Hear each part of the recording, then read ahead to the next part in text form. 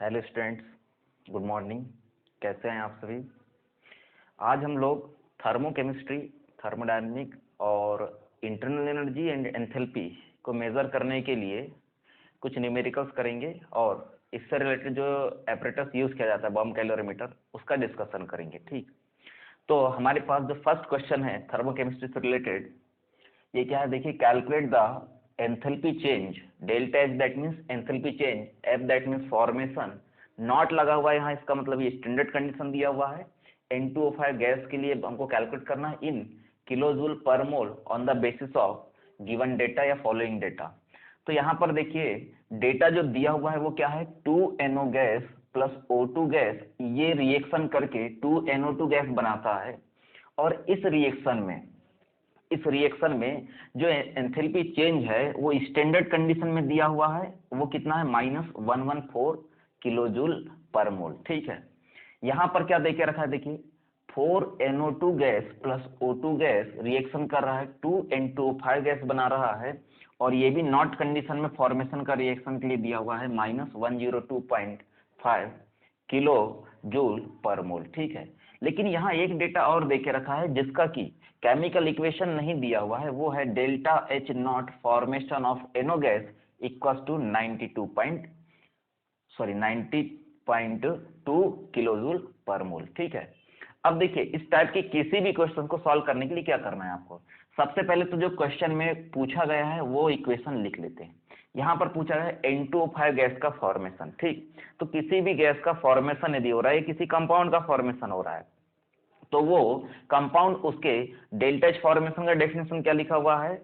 The formation of compound, 1 mole formation of compound में, लेकिन कैसे? उसके एलिमेंट्री कंपोनेंट्स से फॉर्मेशन करते समय जो एंथैल्पी चेंज होता है उसको क्या बोलते हैं हम लोग? Delta H formation. तो यहाँ पर जैसे मान लीजिए हमको लिखना है N2O5 गैस का फॉर्मेशन, तो N2O5 गैस में 2 एलिमेंट है, एक नाइट्रोजन और एक ऑक्सीजन। तो जो नाइट्रोजन है उसका फ्री स्टैंडर्ड स्टेट होता है N2 गैस के फॉर्म पे, ठीक है, और ऑक्सीजन का होता है O2 गैस के फॉर्म पे। इसका मतलब N2 और O2 रिएक्शन करेंगे तो क्या बनाएगा? N2O5। तब इस रिएक्शन में होने वाले एंथैल्पी चेंज को क्या बोलेंगे हम लोग? Delta H formation. लेकिन कंडीशन यदि स्टैंडर्ड लगा दी जाए, और थर्मोडायनामिक में स्टैंडर्ड कंडीशन एसटीपी नहीं होता है, यहाँ पर 25 डिग्री सेल्सियस या 298 केल्विन टेम्परेचर को एंड 1 एटमॉस्फेयर प्रेशर को या 1 बार प्रेशर को स्टैंडर्ड कंडीशन कंसीडर किया जाता है। तो यहाँ हम ऐसा नॉट लगा दिए, इसका मतलब ये स्टैंडर्ड कंडीशन हो गया। इसके लिए हमको कितना चेंज हो रहा है ये बताना है, लेकिन अभी रिएक्शन बैलेंस नहीं है, तो सबसे पहले रिएक्शन को बैलेंस करते हैं। देयर इज N2, इसका मतलब यहाँ पर तो 2 नाइट्रोजन है, फिक्स हो गया, ये कोई दिक्कत नहीं है। यहाँ पर 5 ऑक्सीजन है, 5 ऑक्सीजन है, यहाँ पर कितना है? 2 ही ऑक्सीजन है। तो एक काम करते हैं, 5/2 से यहाँ क्या कर दिया हमने? मल्टीप्लाई कर दिया। तो इस साइड पे भी 5 ऑक्सीजन हो गया और इस साइड पे भी 5 ऑक्सीजन एटम हो गया। ठीक है, अब ये देखते हैं इसमें कि क्या ये थर्मोकेमिकल रिएक्शन बन गया। बिल्कुल, क्योंकि यहाँ पर फिजिकल स्टेट भी मेंशन कर दिया गया है, और हीट में जो चेंज हो रहा है या एंथैल्पी में जो चेंज हो रहा है वो हमको इसमें मेंशन करना है। ठीक है, ये कैलकुलेट करना है। तो इस टाइप के क्वेश्चंस के लिए क्या करना है आपको? जो डेटा दिया हुआ है उससे आपको ये रिएक्शन बनाना है। तो सबसे पहले जो डेटा दिया हुआ है उसके लिए हम लोग यहाँ लिख लेते हैं इक्वेशंस क्या दिए हैं। जैसे मान लीजिए ये एक इक्वेशन, ये जो एक डेटा दिया हुआ है इसका कोई इक्वेशन नहीं लिखा हुआ है, केमिकल इक्वेशन। तो सबसे पहले तो हम इसका केमिकल इक्वेशन लिखते हैं। तो ये क्या होगा? देखिए, एनो गैस का फॉर्मेशन हो रहा है, तो यहाँ लिख लेते हैं formation of I know gas. Eno gas किस तरीके से फॉर्म होगा? ये नाइट्रोजन और ऑक्सीजन से मिलकर बना हुआ है, इसका मतलब ये भी नाइट्रोजन और ऑक्सीजन से फॉर्म होगा अपने एलिमेंट्री फॉर्म से, N2NO2 से।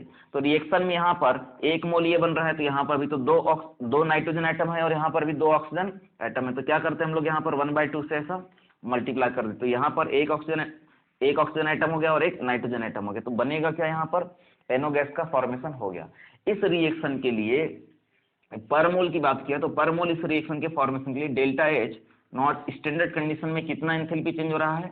90.2 किलो जूल पर मोल। ठीक है, इसको इक्वेशन नंबर 1 लिख सकते हैं, यहाँ पर हमने ऐसा इक्वेशन नंबर 1 लिख लिया। ठीक है, अब देखिए इसके बाद क्या है, जो 2 इक्वेशन दिए हैं उसको भी लिख लेते हैं हम लोग।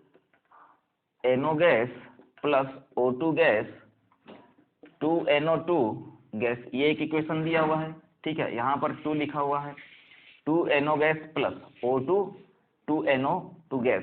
इस रिएक्शन के लिए delta H enthalpy of formation में कितना चेंज हो रहा है, यहाँ हो रहा है -114 किलो जूल पर मोल। ठीक है, इसका भी कोई दिक्कत नहीं है।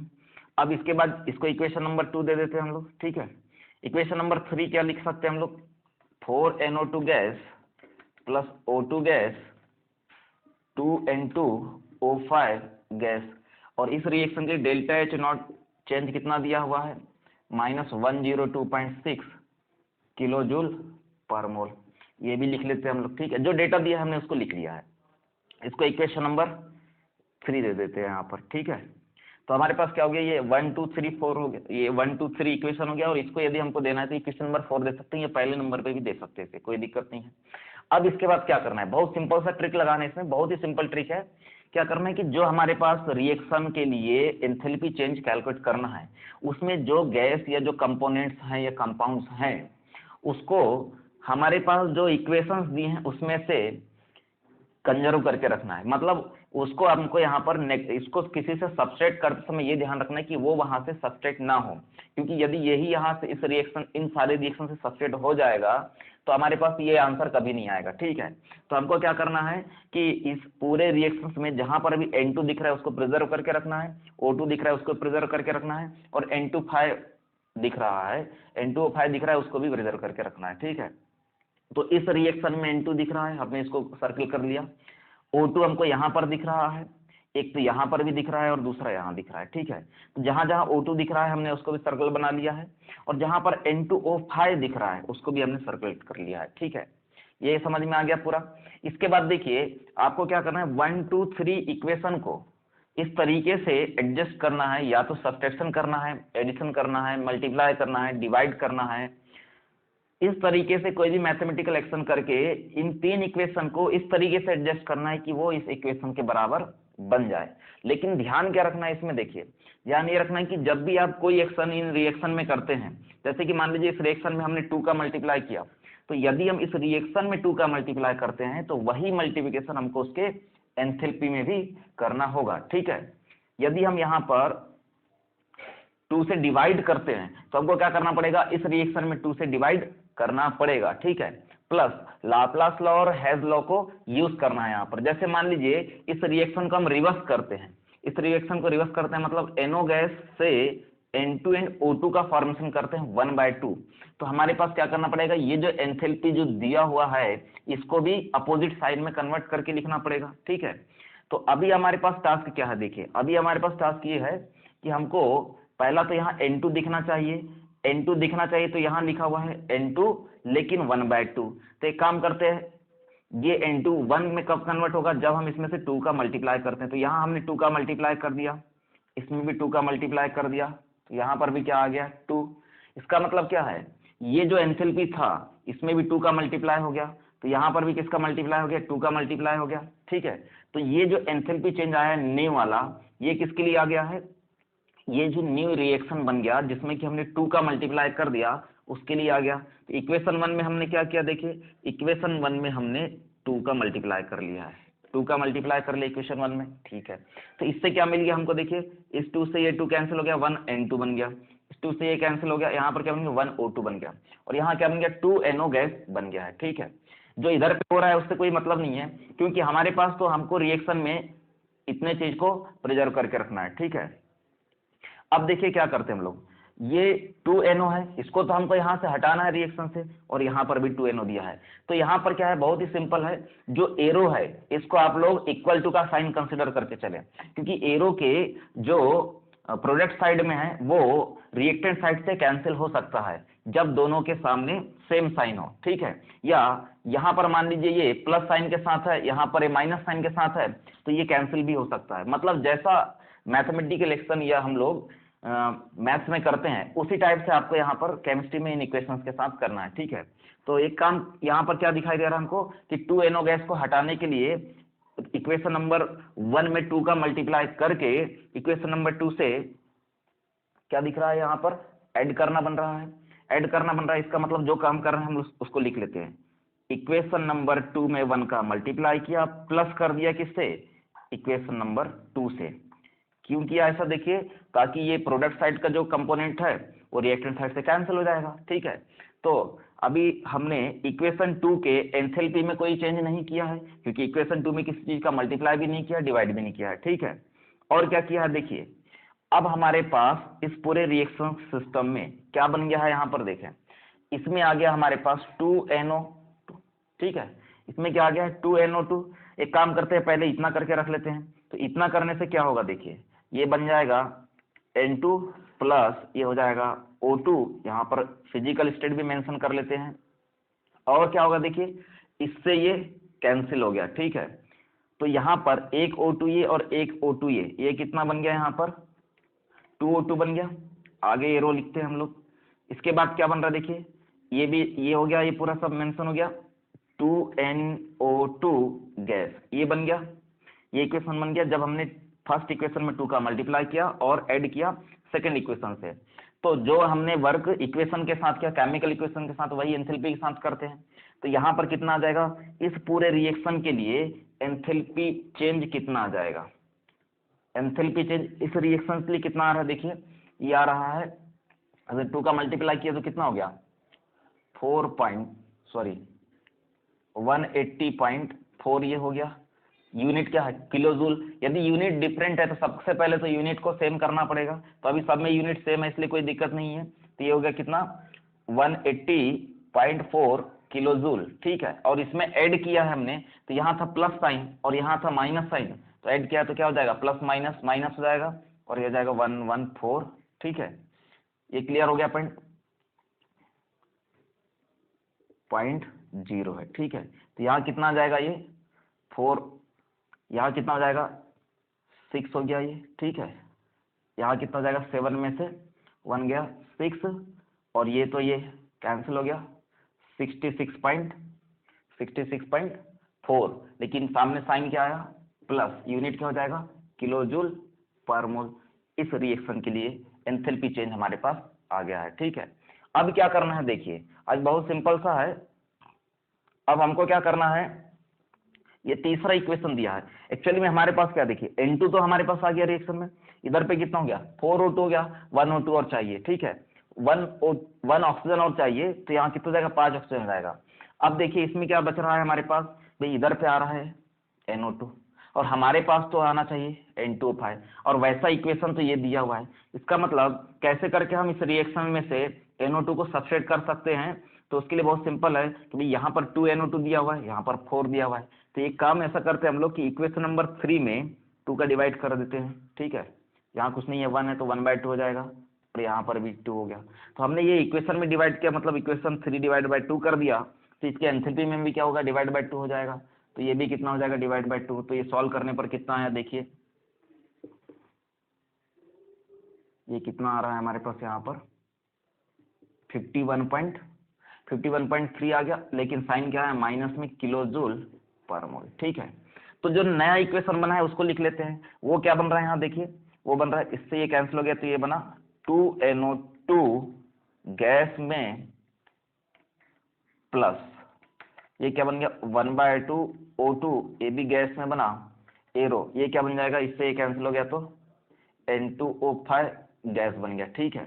और इस रिएक्शन के लिए जो नया इक्वेशन बना है उसके लिए डेल्टा एंथैल्पी चेंज क्या आया है, वो आया है -51.3 किलो जूल पर मोल, ठीक है। जो डेटा आ रहा है रिएक्शंस के थ्रू उसको भी हमने यहाँ पर लिख के रख लिया है, ठीक है। अब क्या बचा हुआ है हमारे पास देखिए, अब बहुत सिंपल है, अब हमको इस NO2 को सब्स्टिट्यूट करना है। तो NO2 को सब्स्टिट्यूट करने के लिए क्या करना पड़ेगा, इन दोनों इक्वेशन को ऐड करना पड़ेगा। ऐड करेंगे तो इससे ये क्या हो जाएगा, कैंसिल हो जाएगा, और जो फाइनल इक्वेशन बनेगा वो क्या बनेगा देखिए, इसको इरेज करते हैं हम लोग यहाँ से। जो फाइनल इक्वेशन बन रहा है वो क्या बन रहा है, इक्वेशन ये जो आया है और इसको, ये मतलब टोटल वर्क क्या हो गया, इक्वेशन नंबर 2 में 1 का मल्टीप्लाई किया, इक्वेशन नंबर 1 में 2 का मल्टीप्लाई किया, प्लस इक्वेशन 2 किया, और उसके बाद थर्ड नंबर की इक्वेशन को डिवाइड कर दे 2 और सबको जोड़ दिया है, ठीक है। ये पूरा हमारे पास 1 2 3 जो इक्वेशन थे उसका ये होल वर्क हुआ। तो अभी हमारे पास क्या हो रहा है देखिए, यहाँ से लेके ये था और थर्ड को इससे ऐड करके ये बन गया, इन दोनों को ऐड किया तो क्या आया देखिए, इन दोनों को ऐड किया तो यहाँ बन गया N2 गैस प्लस यहाँ क्या बन गया 2O2 एंड 1/2 O2, कितना हो जाएगा यहाँ पर देखिए 5/2 O2 हो जाएगा, 2O2 प्लस 1/2 O2, ठीक है। और ये कितना हो जाएगा, गैस के फॉर्म पे लिख लिया हमने इसको, और इधर पे कितना हो जाएगा, N2O5 गैस, ठीक है। तो यहाँ पर जो एंथैल्पी चेंज आएगा डेल्टा एच नॉट फॉर्मेशन, वो क्या आएगा, इन दोनों को ऐड करने से आ रहा है, ऐड कर रहे हैं तो यहाँ पर तो माइनस साइन है और यहाँ पर क्या प्लस साइन है, तो ये दोनों क्या हो जाएगा, ये प्लस ये माइनस, प्लस माइनस क्या हो जाएगा, माइनस जाएगा, तो ये कितना आ जाएगा, देखिए दोनों को सब्स्टिट्यूट कर देते हम लोग, यहाँ पर आएगा 1, फाइट इधर लगाया, ये हो गया कितना 5, ठीक है, और यहाँ कितना हो गया 1, ये क्या हो जाएगा किलो जूल पर मोल में। कितना आंसर आया हमारे पास 15.1 किलो जूल पर मोल में। ये क्या है, इस रिएक्शन के लिए delta H formation standard condition पे, और हमको कैलकुलेट क्या करना था, हमको कैलकुलेट करना था delta H formation of N2O5 gas in kilo joule per mole, तो हमारे पास ये आंसर आ गया। तो फाइनल आंसर क्या हुआ हमारे पास 15.1 किलो जूल पर मोल। तो ये इस टाइप के क्वेश्चन बहुत ही सिंपल होते हैं, थोड़ा सा कैलकुलेशन बहुत आसान है, लेकिन इक्वेशन देखने की वजह से यहाँ पर क्या है, बहुत सारे स्टूडेंट कंफ्यूज हो जाते हैं और उनको लगता है कि क्या करना है इन इक्वेशंस का। तो ये बहुत सिंपल है, वापस हम लोग एक बार डिस्कस करते हैं कि जो भी वर्क हम इक्वेशन के साथ कर रहे हैं, मल्टीप्लाई कर रहे हैं, डिवाइड कर रहे हैं, किसी नंबर से डिवाइड कर रहे हैं, या इक्वेशन को एक इक्वेशन से दूसरे इक्वेशन से मल्टीप्लाई कर रहे हैं, जो भी कुछ कर रहे हैं हम, वो सारे वर्क उनके एंथैल्पी चेंज के साथ भी करने वाले हैं, ठीक है। और ये ध्यान रखना है कि यूनिट जो है वो सब जगह पे क्या होना चाहिए, सेम होना चाहिए, और जो साइन जो आ रहा है वो कैलकुलेशन से जो साइन आ रहा है वही हमारे पास आंसर में होने वाला है, ठीक है। नेक्स्ट क्वेश्चन करते हैं इसके बाद। चलिए स्टूडेंट्स, न्यू क्वेश्चन हमारे पास है, benzene burn according to the following equation. ये हमारे पास एक बेंजीन का कमीशन रिएक्शन दिया हुआ है, ठीक है, जिसमें क्या लिखा हुआ है, देखिए 2 मोल C6H6 लिक्विड फेज में है, ये बर्न हो रहा है 15 O2 गैस से, तो बना रहा है 12 CO2 एंड 6 H2 लिक्विड, ठीक है। तो इस रिएक्शन के लिए, इसके लिए इस पूरे रिएक्शन के लिए डेल्टा एच का वैल्यू कितना दिया हुआ है हमारे पास, -6542 किलो जूल, ठीक है। और यहाँ लगा हुआ है देखिए नॉट का कंडीशन, नॉट का कंडीशन लगा हुआ है, इसका मतलब हमारे पास टेम्परेचर कितना हो गया 25 डिग्री सेल्सियस या 298 केल्विन, ठीक है, ये डेटा आ गया हमारे पास। चलिए अब हमको क्या बताना है कि स्टैंडर्ड कंडीशन पर डेल्टा ई, तो डेल्टा ई नॉट क्या है, डेल्टा ई नॉट या डेल्टा यू नॉट लिख सकते हैं, ये है चेंज इन इंटरनल एनर्जी, ठीक है, ये क्या है चेंज इन इंटरनल एनर्जी। ये किसके लिए बताना है, इसी रिएक्शन के लिए बताना है, 2 मोल ऑफ बेंजीन के लिए। तो ये किसके लिए दिया है, देखिए 2 मोल ऑफ बेंजीन के लिए ही दिया है ये रिएक्शन, ठीक है। तो हमारे पास फॉर्मूला क्या होता है, डेल्टा ई नॉट या डेल्टा यू नॉट का एंथैल्पी के साथ रिलेशन, तो क्या होगा, देखिए relation between delta H not and delta U not, क्या लिखा था हमने पहले, ये आएगा delta H not equal to delta U not plus delta N G R T, ये इक्वेशन पढ़ रखा है पहले से ही हमने, ठीक है। तो अब ये जो है डेल्टा एन जी हमको कैलकुलेट करना है, तो डेल्टा एन जी क्या होता है, delta N G equal to number of mole of product gas phase में minus number of mole of reactant gas phase में। तो इस पूरे रिएक्शन के लिए देखिए ये तो लिक्विड में है, ठीक है, और ये भी लिक्विड में है, तो ये दो चीज तो हट गया यहाँ से। अब बचा क्या, डेल्टा एन जी ये क्या है 12 और ये क्या है 15, मतलब हमको क्या करना है 12 - 15, ये कितना आंसर आ रहा है 3, ठीक है। टेम्परेचर हमारे पास क्वेश्चन में दिया नहीं है, लेकिन स्टैंडर्ड कंडीशन की बात बोल रहा है, इसका मतलब हमको पता चल गया कि स्टैंडर्ड कंडीशन में 298 केल्विन होता है, ठीक है। अब क्या दिया हुआ इसमें देखिए, आर का वैल्यू हमको लेके रखना है, तो आर तो एक गैस कांस्टेंट है जिसका वैल्यू डेल्टा यू या डेल्टा एच किस यूनिट में मेजर करना है उसके हिसाब से हम पुट कर सकते हैं। तो डेल्टा एच का वैल्यू यहाँ रखते हैं, यदि हमको डेल्टा यू निकालना है तो डेल्टा यू नॉट इक्वल हो जाएगा delta H not minus delta N G R T, ठीक है। तो डेल्टा यू नॉट या delta E not equal to, ये कितना दिया हुआ है -6542, माइनस साइन पहले से ही है, डेल्टा एन जी का वैल्यू -3, आर का वैल्यू देखिए ये किलो जूल में दिया हुआ है, तो ये किलो जूल में दिया, तो आर का वैल्यू क्या रखते हैं हम लोग, जूल वाला रखते हैं 8.314, टेम्परेचर 298 केल्विन में है। तो ये जो वैल्यू आएगा यहाँ से लेके यहाँ तक पूरा, ये किस में आएगा, ये आएगा जूल में। तो इसको पूरे वैल्यू को किलो जूल में कन्वर्ट करने के लिए क्या करते हैं, 10⁻³ मल्टीप्लाई कर देते हैं, ठीक है।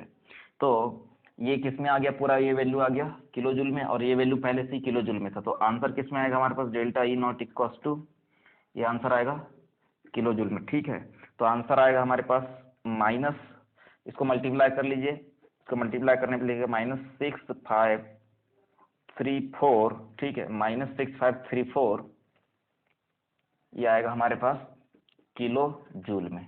तो ये हमारे पास इसका फाइनल आंसर हो जाएगा, ठीक है। ये हमारे पास इसका क्या हो जाएगा, फाइनल आंसर हो जाएगा,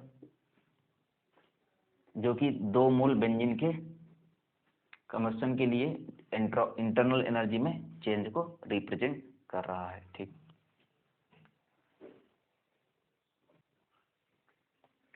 चलिए स्टूडेंट, नेक्स्ट क्वेश्चन है हमारे पास, how much heat will be required at constant pressure to form 1.28 kg of CaC2 solid, that means calcium carbide, from calcium oxide solid and carbon solid।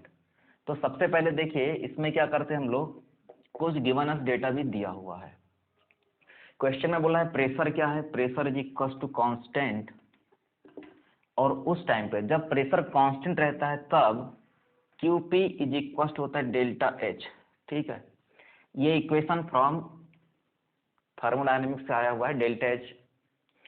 तो इसमें देखिए हमको at constant pressure heat required बताना है, इसका मतलब ये बताना है कि डेल्टा H कांस्टेंट प्रेशर में क्या होने वाला है, तो वही हमारे पास क्या हो जाएगा, QP बन जाएगा, ठीक है। अब देखिए यहाँ पर हमारे पास कुछ क्वेश्चंस में जो डेटा दिया हुआ है वो क्या है, वो दिया हुआ है delta H not of formation of CaO, ठीक है। तो हमने पहले भी क्वेश्चन में डिस्कस किया है कि जो ये डेटा दिया हुआ इसके लिए इक्वेशन लिखते हैं। तो इसके लिए इक्वेशन क्या होगा, फॉर्मेशन ऑफ CaO। CaO का फॉर्मेशन कैसे होगा, कैल्शियम का रिएक्शन ऑक्सीजन से कराएंगे। एलिमेंट्री कंपोनेंट कैल्शियम ऑक्साइड का क्या है, कैल्शियम एंड ऑक्सीजन है। तो हमारे पास कैल्शियम ऑक्साइड बनाना है सॉलिड में, तो इसके लिए कैल्शियम जो है वो सॉलिड फॉर्म पे पाया जाता है, और ऑक्सीजन एटम के फॉर्म पे ना होते हुए ये होता है O2 गैस, उसका फ्री स्टेट एलिमेंट्री फॉर्म है।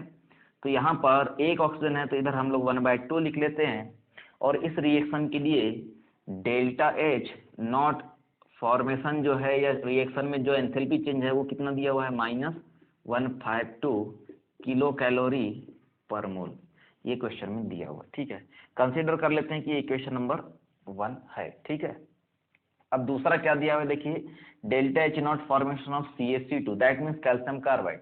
तो कैल्शियम कार्बाइड का स्टैंडर्ड कंडीशन में फॉर्मेशन कैसे होगा, तो कैल्शियम कार्बाइड का फॉर्मूला CaC2 सॉलिड में है ये, ठीक है।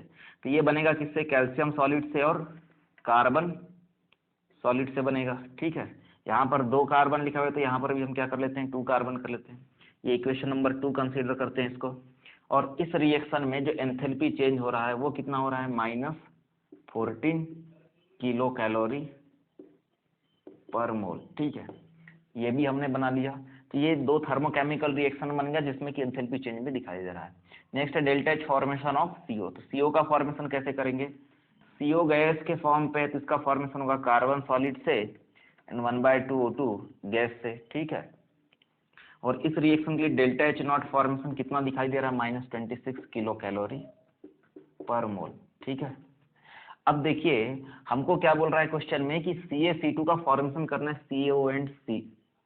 तो CaO एंड C से कैसे हमारे पास CaC2 बनेगा, तो CaO प्लस C बनाना है हमको CaC2। तो बैलेंस करते हैं हम लोग, सबसे पहले ये सॉलिड में है, ये भी सॉलिड में है, ये भी सॉलिड में बन रहा है, ठीक है। तो there is 1 calcium, there is also 1 calcium. यहाँ पर कार्बन 2 है तो हमको यहाँ पर क्या करना पड़ेगा, कार्बन 2 करना पड़ेगा।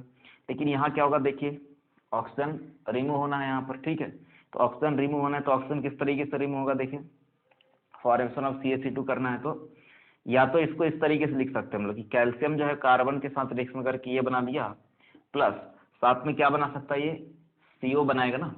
कार्बन जो है वो इससे ऑक्सीजन लेगा और क्या बना लेगा, CO बना लेगा, और किसके फॉर्म पे निकल जाएगा, गैस के फॉर्म पे। तो यहाँ पर टोटल देखिए इस इक्वेशन में तो ऑक्सीजन तो बैलेंस हो गया, कैल्शियम बैलेंस हो गया, कार्बन बैलेंस करना, तो यहाँ 2 कार्बन और यहाँ 1 कार्बन, तो यहाँ कितना कार्बन होना चाहिए, 3 कार्बन यहाँ पर होना चाहिए। ठीक है, हमको क्या करना है, इस रिएक्शन के लिए delta H enthalpy change standard condition में बताना है, ये हमारा क्वेश्चन है। ठीक है, तो हमारे पास इक्वेशन नंबर 3 कंसिडर करते हैं इसको। हमारे पास क्या टास्क होता है, हमारे पास ये है कि इस 1 2 3 ये 1 2 3 इक्वेशन का यूज करते हुए हमको ये 4th नंबर का इक्वेशन बनाना है। ठीक है, तो 1 2 3 इक्वेशन का यूज करते हुए 4th नंबर का इक्वेशन कैसे बनाएंगे, देखिए सबसे पहले इसमें देखते हैं हम लोग कि कैल्शियम ऑक्साइड हमारे पास कंजर्व रहना है पूरे इक्वेशन में। कैल्शियम ऑक्साइड कहाँ पर है, एक तो ये है। ठीक है, इसको हमको पूरे एंड तक के बचा के रखना है। दूसरा क्या बचा के रखना है, कार्बन, तो कार्बन कहाँ पर है, एक तो यहाँ पर है, दूसरा यहाँ पर है, ये 2 चीज तो हमको मिल गया। तीसरा बचाना है कैल्शियम कार्बाइड, तो कैल्शियम कार्बाइड कहाँ पर रहता है, ये है।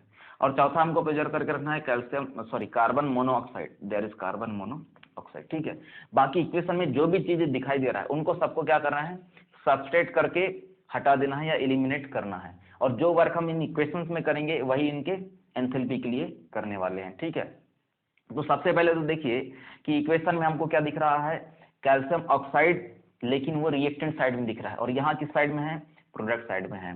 दूसरा क्या दिख रहा है, देखिए कैल्शियम को हमको यहाँ से हटाना है इस इक्वेशन से, इससे। तो एक काम करते हैं हम लोग, क्या करें, हम ये काम ये कर रहे हैं कि इक्वेशन नंबर 1 से इक्वेशन नंबर 2 को सब्सट्रैक्ट करते हैं, क्योंकि ये इक्वल टू का साइन यदि कंसिडर करें तो इस कैल्शियम से ये कैल्शियम तब सब्सट्रैक्ट होगा जब यहाँ माइनस साइन होगा।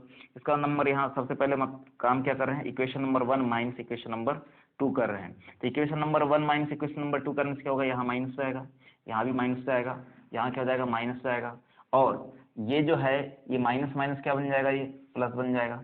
ठीक है, तो इससे तो ये हो गया कैंसिल।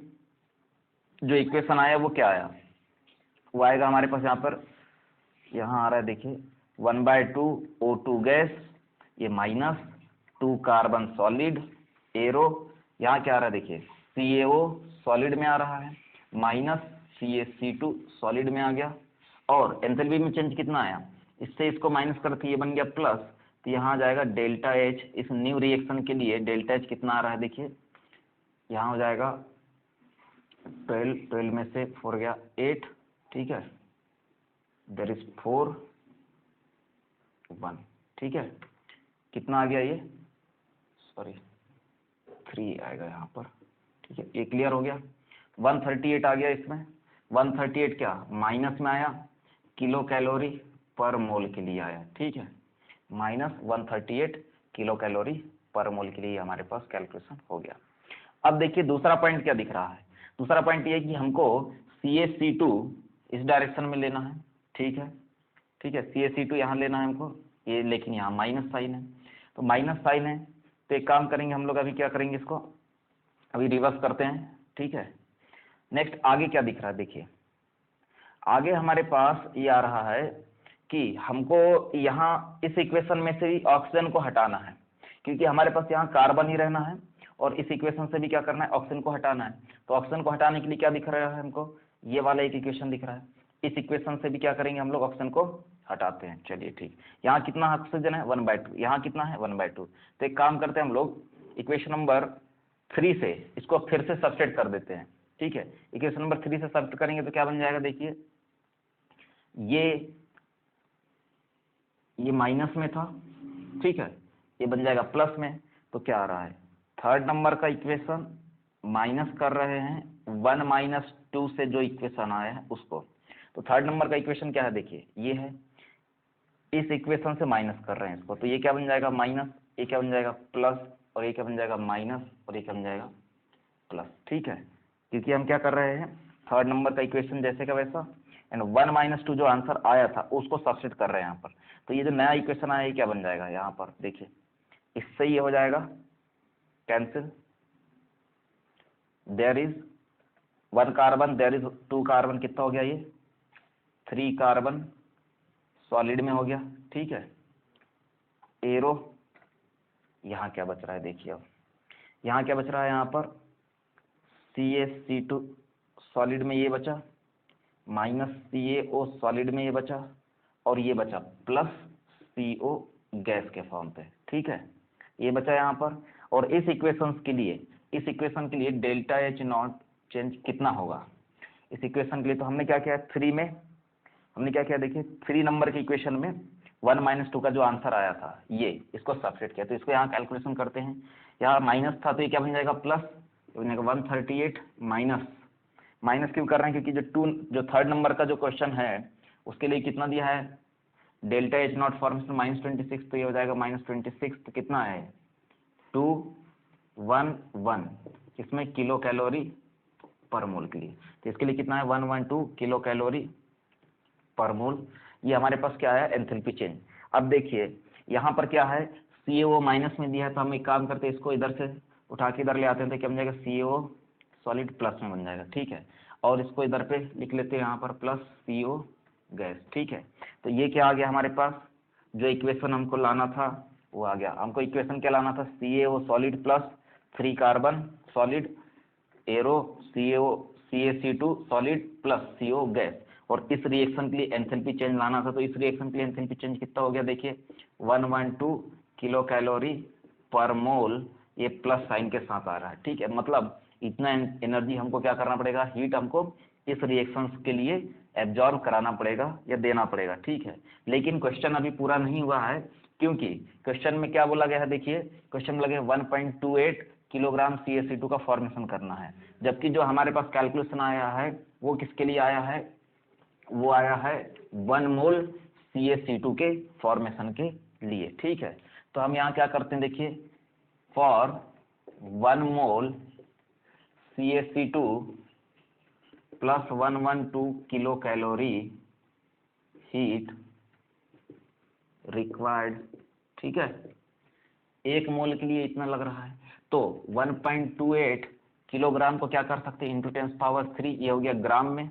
और यदि इससे मोल निकालना है तो क्या करेंगे, CaC2 का मोलर मास, ये कितना हो जाएगा 40 + 24 = 64 डिवाइड बाय 64, ये क्या आ गया हमारे पास, this mole of CaC2 required 1.28 64 10⁻3 into 112 kilo calorie heat, ठीक है। ये समझ में आ गया, तो इसको सॉल्व करेंगे तो आएगा 2240 किलो कैलोरी हीट, इसमें से हमारे पास आंसर आ जाएगा, ठीक है। तो ये हमारे पास क्या होगा, final answer 1.28 kilogram of calcium carbide के फॉर्मेशन के लिए, जो कि किससे फॉर्मेशन कर रहे हैं, कैल्शियम ऑक्साइड सॉलिड और कार्बन सॉलिड से, ठीक।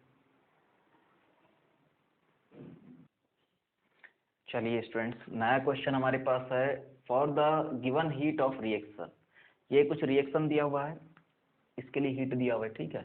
क्या दिया है, कार्बन सॉलिड के फॉर्म पे है, O2 से रिएक्शन करके CO2 बना रहा है, प्लस क्या है 97 किलो कैलोरी हीट लिबरेट कर रहा है, ठीक है। और CO2 गैस कार्बन सॉलिड से रिएक्शन करने के बाद CO2 जो है वो CO में कन्वर्ट हो रहा है, -39 किलो कैलोरी हीट चेंज हो रहा है, ठीक है। तो क्वेश्चन पूछा था heat of combustion of CO gas is, ये क्या होगा। तो सबसे पहले तो देखिए heat of combustion of CO के लिए इक्वेशन लिखते हैं सॉल्यूशन करने के लिए, ठीक है। ये क्या होगा, CO गैस है, ये कम्बस्ट होगा, मतलब 1/2 O2 गैस से बर्न होगा तो बनाएगा CO2 गैस, ठीक है। ये इक्वेशन होगा इसके लिए। और इस इक्वेशन के लिए हमको क्या करना है, डेल्टा एच चेंज निकालना है। ये जो आंसर आएगा यही क्या होगा, इस रिएक्शन के लिए हीट ऑफ कंबशन होगा, ठीक है। तो आगे क्या करते हैं हम लोग, जो गिवन है डेटा है उसके लिए इक्वेशन लिखते हैं, CS सॉलिड, C सॉलिड है, O2 गैस, CO2 गैस। अब देखिए यहाँ पर क्या लिखा है, प्लस 97 किलो कैलोरी। इसका मतलब क्या है, इसका मतलब ये है कि डेल्टा एच जो रिएक्शन है ये क्या है, इस रिएक्शन में हीट निकल रहा है ना, इस रिएक्शन में हीट क्या हो रहा है, निकल रहा है। मतलब रिएक्शन क्या है, इट इज एक्सोथर्मिक रिएक्शन, ठीक है। ये क्या है, ये एक्सोथर्मिक रिएक्शन है। एक्सोथर्मिक रिएक्शन इसका मतलब इस रिएक्शन में हीट लिबरेट हो रहा है, निकल रहा है, ठीक है। तो डेल्टा एच रिएक्शन क्या हो जाएगा, -97 किलो कैलोरी, ठीक है। यहाँ पर प्लस में लिखा हुआ है, इसका मतलब इस पूरे रिएक्शन में प्लस हीट ये लिखा हुआ है, ठीक है, प्रोडक्ट के साथ। तो हम क्या करेंगे, डेल्टा एच यदि निकालेंगे तो ये क्या होगा, एक्सोथर्मिक रिएक्शन के लिए डेल्टा एच इक्वल्स टू, जो प्रोडक्ट का एनर्जी है, इसका एनर्जी जो है वो इन रिएक्टेंट की एनर्जी से क्या हो गया है, 97 किलो कैलोरी कम हो गया है, ठीक है, उतना एनर्जी रिलीज हो गया है।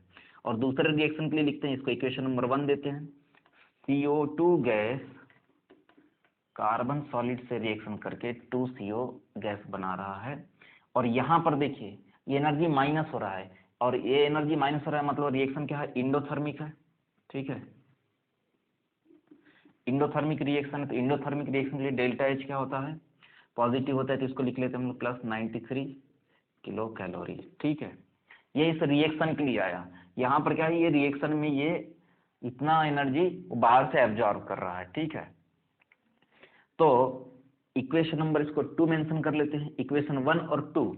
इक्वेशन 1 और 2 को यूज करते हुए हमको ये इक्वेशन प्रिपेयर करना है, ठीक है। तो सबसे पहले देखिए इक्वेशन में हमारे पास जो डेटा दिया हुआ है वो यहाँ पर प्रिजर्व करके रखते हैं। हमारे पास CO बचा रहना चाहिए, तो CO पे गोला लगा लिए। CO2 बना रहना चाहिए हमारे पास, दैट इज CO2, यहाँ पर भी CO2 है। और ऑक्सीजन भी बचा रहना चाहिए, तो ये ऑक्सीजन है। मतलब कार्बन से कार्बन कैंसिल करना है हमको, कार्बन वाला स्टेप इस पूरे रिएक्शन में से हटाना है, ठीक है। लेकिन यहाँ देखिए, यहाँ CO कितना है 1, यहाँ CO कितना है 2। तो एक काम करते हैं, इक्वेशन 2 डिवाइडेड बाय 2 कर देते हैं, तो यहाँ कितना हो जाएगा 1/2, देयर इज ऑल्सो 1/2, 2, ठीक है। तो जो एनर्जी आएगा इसमें भी क्या आ जाएगा, डिवाइड बाय 2 आ जाएगा, ठीक है। तो जो नया इक्वेशन बन जाएगा, इक्वेशन 2 डिवाइडेड बाय 2, वो क्या आएगा, 1/2 CO2 gas plus 1/2 carbon solid, arrow यहाँ बन जाएगा 1 CO गैस, ठीक है, ये आ जाएगा। और यहाँ क्या जाएगा, डेल्टा एच बाय 2 आ गया इसके लिए, ठीक है।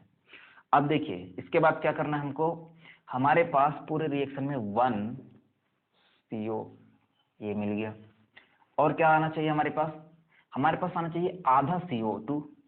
तो आधा CO2 करने के लिए क्या करना पड़ेगा, इक्वेशन 1 डिवाइड बाय 2, तो देयर इज 1/2 1/2 1/2, मतलब इस एंथैल्पी में भी क्या करना पड़ेगा, डिवाइड बाय 2। तो जो नया इक्वेशन आ रहा है 1/2 वो क्या आ रहा है, देखिए ये एक इक्वेशन हो गया, ये दूसरा इक्वेशन, ये क्या आएगा 1/2 C solid plus 1/2 O2 gas 1/2 CO2 gas, ठीक है। ये इक्वेशन आ गया, कोई दिक्कत की बात नहीं है इसमें। डेल्टा एच क्या हो गया, डिवाइड बाय 2 हो गया है, ठीक है। अब देखिए हमारे पास बचा क्या रहना चाहिए, एक तो ये रिएक्शन रिवर्स हो रहा है, क्योंकि ये क्या है, देखिए प्रोडक्ट के साइड में है यहाँ पर, और ये यहाँ रिएक्टेंट साइड में है। तो इस रिएक्शन को रिवर्स करके लिखते हैं, तो क्या हो जाएगा, इसका जो डेल्टा एच आ रहा है -97 डिवाइड बाय 2 आ रहा है, ठीक है, ये इतना आ रहा है, इसमें कोई दिक्कत नहीं है इसमें। इस रिएक्शन को रिवर्स करके लिखेंगे तो क्या होगा, इसका एंथैल्पी भी चेंज हो जाएगा, ठीक है। इसका एंथैल्पी चेंज हो जाएगा तो क्या आ रहा है, यहाँ देखिए CO2 किस में आ रहा है, प्रोडक्ट में आ रहा है, ये रिएक्शन ठीक है। कार्बन कैंसिल होना चाहिए, या एक काम करते हैं, यदि ऐसा नहीं करना चाहते हैं तो ये 1/2 है, इस कार्बन से इसको कैंसिल करना है, ठीक है। तो एक काम करें, 1/2 इक्वेशन को माइनस कर देते हैं 2/2 से, तो क्या आएगा देखिए, ये बन जाएगा माइनस, ये बन जाएगा माइनस, और ये भी बन जाएगा माइनस, तो ये क्या हो जाएगा प्लस, ठीक है। ये क्या हो जाएगा, यहाँ पर प्लस हो जाएगा, कोई दिक्कत नहीं है, यहाँ पर प्लस हो गया है। अब क्या हो रहा है, अब बहुत सिंपल है, ये तो प्लस था पहले से, ये भी प्लस था, तो इससे ये क्या हो रहा है, सब्स्टिट्यूट कर दिया तो ये माइनस बन गया, ये हो गया इससे कैंसिल, ठीक है। यहाँ क्या बचा, 1/2 O2 गैस के फॉर्म पे, -1/2 CO2 गैस के फॉर्म पे, एरो इधर क्या बचा है, -CO गैस के फॉर्म पे, ठीक है। और क्या कुछ कैंसिल हो रहा है, क्या कैंसिल हो रहा है, बिल्कुल, क्या कैंसिल हो रहा है, देखिए 1/2 से ये भी कैंसिल हो रहा है, ठीक है।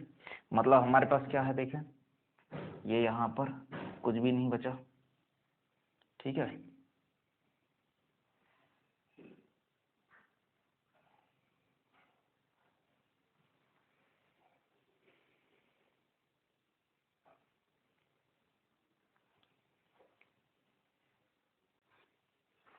नाउ इसमें क्या हो रहा है देखिए, ये -1/2 यहाँ पर ये बच जाता है, इसको लिख लेते हैं -1/2 CO2 गैस के टर्म से बच रहा है, ठीक है। इधर कितना हो गया था, ये माइनस CO हो गया, और ये क्या हो गया +1/2 CO2 गैस हो गया, ठीक है। और ये कितना आया हमारे पास +39/2। क्लियर हुआ पॉइंट, कोई दिक्कत नहीं है इसमें भी यहाँ पर, ठीक है। अब क्या करते हैं देखिए, अब इसको इधर रिप्लेस करके ले आते हैं तो ये बन जाएगा, ये और इसको उधर ले जाते हैं तो ये बन जाएगा क्या, ये इधर से आ गया +1/2 CO2, और ये इधर कितना आ गया +1 CO, ठीक है। तो यही इक्वेशन हमको लाना था, ये इक्वेशन लाना था हमको, ये आ गया, और ये दोनों मिलके क्या बन गया, ये दोनों मिलके बन गया 1 CO2, ठीक है। तो इसको क्या लिख सकते हैं 1 CO2 गैस लिख सकते हैं। क्लियर हुआ पॉइंट ये। अब इसमें क्या करना देखिए, इसमें बहुत सिंपल है, इन दोनों को ऐड करना है, डेल्टा H रिएक्शन जो आएगा इसके लिए क्या आएगा, कमीशन ऑफ CO, ये कितना आएगा 97 + 39/2, ठीक है। ये कितना आ रहा है देखिए, 97 हो गया 6, ठीक है, 99 136/2, ठीक है। तो ये कितना आएगा, ये 68 हमारे पास आंसर आ जाएगा किसमें, किलो कैलोरी पर मोल के लिए, ठीक है। तो ये हमारे पास इसका क्वेश्चन का सॉल्यूशन होगा, ठीक।